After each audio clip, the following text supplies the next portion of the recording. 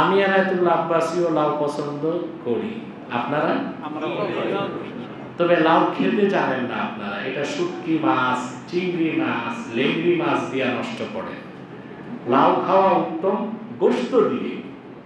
কি দিয়ে? এটা হচ্ছে বেশি উপকারী, মজা, তরকারিটা পরিমাণে বাড়ে, বেশি মানুষকে খাওয়ানো যায়। আবু ইউসুফ বলেন আমিও লাউ পছন্দ করি। এজলাসে দাঁড়ানো এক যুবক বলল, লা উহিব্বুদ দুব্বা, আমি লাউ পছন্দ করি না। ফিকহের কিতাবে এসেছে ফাআমারাল ইমামু বিকতলিহি ফাতাবার রাজুলু ফাওরা। আবু ইউসুফ তাৎক্ষণিক রায় দিলেন। রাসূলুল্লাহ সাল্লাল্লাহু আলাইহি ওয়াসাল্লাম লাউ পছন্দ করতেন শোনার পর তাৎক্ষণিক যে বলল আমি লাউ পছন্দ করি না, সে সুন্নত অস্বীকার করছে, তার ঈমান নষ্ট হয়ে গেছে, মুরতাদ, তাকে মৃত্যুদণ্ড দাও। ফাতাবার রাজুলু ফাওরা, যুবকটি তাৎক্ষণিক তওবা করল, আবু ইউসুফ তাকে মৃত্যুদণ্ড থেকে রেহাই দিলেন।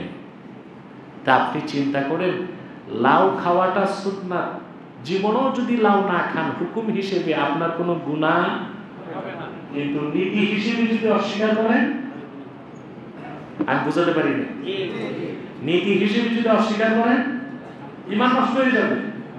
তাহলে জীবনের সকল ক্ষেত্রে রাসূল করিম সাল্লাল্লাহু আলাইহি সাল্লামের সুন্নাহের পূর্ণাঙ্গ অনুসরণ করব তো আমরা ইনশাআল্লাহ। একটি কথা বলেই আমি বিদায় নিচ্ছি। সুদীর্ঘ 50 বছর হয়েছে দেশ স্বাধীন হয়েছে। এই দেশ শাসন করেছে সেকুলারিস্টরা, দেশ শাসন করেছে ন্যাশনালিস্টরা, ধর্মনিরপেক্ষতায় বিশ্বাসীরা, দেশ শাসন করেছে জাতীয়তাবাদীরা, কিন্তু বাংলাদেশের মানুষকে তারা মুক্তি দিতে পারেনি।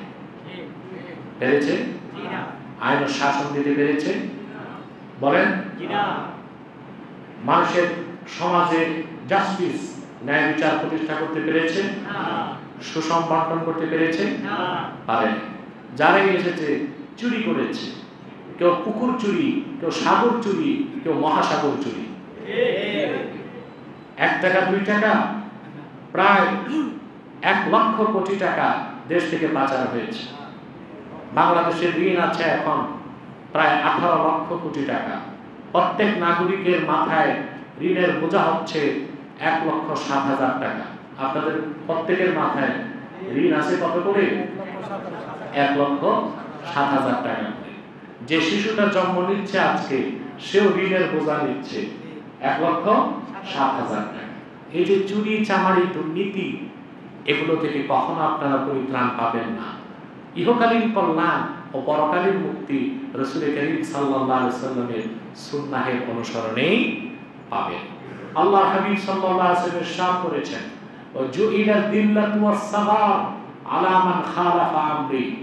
উম্মতকে সাবধান করেছেন, তুচ্ছতা, বেইজ্জতি নির্ধারিত সেই ব্যক্তির জন্য যে ব্যক্তি আল্লাহর হাবিবের সুন্নতের বিরোধিতা করবে। আপনারা পৃথিবীর মানুষ, বাংলাদেশের মানুষ মুক্তি চায়, কি চায়? কিন্তু মুক্তির পথ তারা খুঁজে পাচ্ছে না। মুক্তির পথ খুঁজতেছে ডেমোক্রেসিতে, কেউ খুঁজতেছে পশ্চিমাদের দেখানো বিশ্ব ব্যবস্থায়, কেউ এখন চিন্তা করতেছে জাতীয় পরিষদ করবে, কেউ চাচ্ছে জাতীয় ঐক্যমতের সরকার করবে। এই একটা আপনাদেরকে স্থায়ী মুক্তি এনে দিতে পারবে না। মুক্তির জন্য আপনাদের ফিরে আসতে হবে দ্বীন ইসলামের দিকে, রাসূলুল্লাহের সুন্নতের দিকে। আল্লাহর হাবিব সাল্লাল্লাহু আলাইহি ওয়াসাল্লাম ইরশাদ করেছেন, একটা হাদিস আমি শোনাচ্ছি আপনাদেরকে।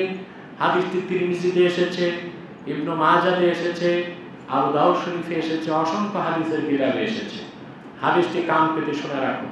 রাসূলুল্লাহ সাল্লাল্লাহু আলাইহি ওয়াসাল্লাম ইরশাদ করেছেন, ইদা তাবায়াতুম বিল আইনা ওয়া আখাযতুম আযনাবাল বাকর ওয়া রাদিতুম বিয-যার'i ওয়া তারাকতুমুল জিহাদ সাল্লাল্লাহু আলাইকুম দুল্লা লা ইয়ানজাউহু হাত্তা তারজিউ ইলা দীনিকুম। সুবহানাল্লাহ। আপনারা তো আরবিটা বুঝবেন না, বাংলাদেশ শিরোনাম এইরকম হয়, আত-তাগাইয়ুর ফিল মানহাজিস সালাফি।